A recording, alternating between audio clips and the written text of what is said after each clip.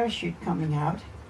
But then what the underground did, they saw that already before they would come down. They were already with a shovel and with clothes, and he ran down there, and they would bury his clothes, his clothes. He would bury that, and he would bury his parachute, and he would put them all dirty clothes on, with a shovel in their hand.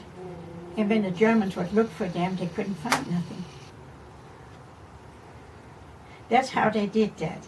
Wow. See, there were so many underground groups, but one from the other didn't know they existed. Mm-hmm. Because when this one would get caught, they never could snap on the other one. Yeah. So Right. that was the safest thing they did. Yeah. So I mean, our headmaster from school, he was in the underground. We didn't know that, of course, but after the war, he told us all those stories, how they did that. And then that plane came down.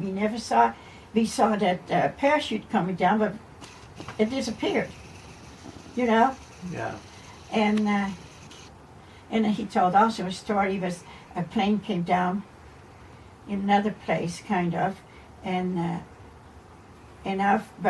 close by us was a farmer, and they had under the kitchen where one of those soldiers were.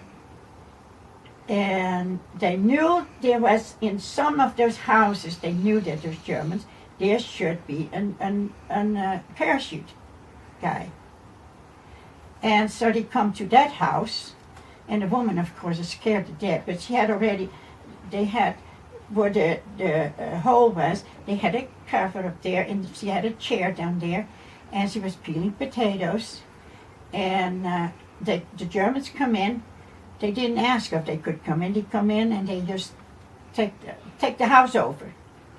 So she gets but he had a dog, and they said, get that dog right under your chair there, and don't you move that dog.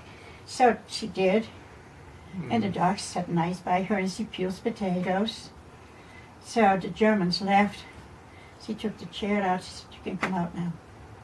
Wow. The Germans were Yeah. Well, yeah. Yeah, they were bad. they were so bad. Yeah. And then after the war was the nicest thing.